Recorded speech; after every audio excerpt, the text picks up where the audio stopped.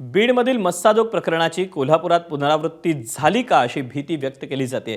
कारण पाटगावचे माजी सरपंच महेश पिळणकर गेल्या 2 महिन्यांपासून बेपत्ता आहेत। मात्र त्यांचा अजून कोणताही मागमूस लागत नाही। पोलिसांना देखील तपासात अद्याप कोणतंही यश आलेलं नाही। त्यामुळे संबंधित माजी सरपंचांचं काय झालं असा प्रश्न उपस्थित केला जातोय। 2 महिन्यांपासून पोलीस सर्व बाजूंनी तपास करतायत, मात्र अजून पिळणकर यांचं काय झालं हे कळू शकलेलं नाही। त्यानंतर आता पोलीस कारवाई करत नसल्याच्या निषेधार्थ संविधान हक्क संघर्ष समितीकडून कोल्हापुरात निदर्शनं करण्यात आली। आम्हाला काही माहित नाही। 7 जानेवारीला ते घरातून गेले आणि त्याच्यानंतर अजूनपर्यंत त्यांचा काहीही पत्ता नाहीये। आणि जे पोलिसांना आम्ही सहकार्य करायला पाहिजे ते आम्ही सगळं केलं। खरं तर 2 महिने झाले तरी काहीच पत्ता लागत नाही। पोलीस काय सांगतात? पोलीस सांगतात आमचा तपास चालू आहे।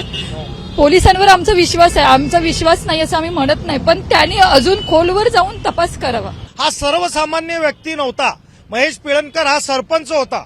जर काही माझं लोकप्रतिनिधींना सुद्धा विनंती आहे की जर काही बीडचं प्रकरण एवढं जर काही त्या तिथल्या प्रतिनिधींनी उचलून धरलं असेल तर हे प्रकरण जर काही त्यांच्या कुटुंबियांना महेश पिळणकरला न्याय द्यायचा असेल, संविधानाला लोकशाहीला जर काही न्याय द्यायचा असेल तर हे प्रकरण त्यांनी विधानसभेमध्ये मांडावं अशी आमची त्यांना विनंती आहे। एबीपी माझा, उघडा डोळे बघा नीट।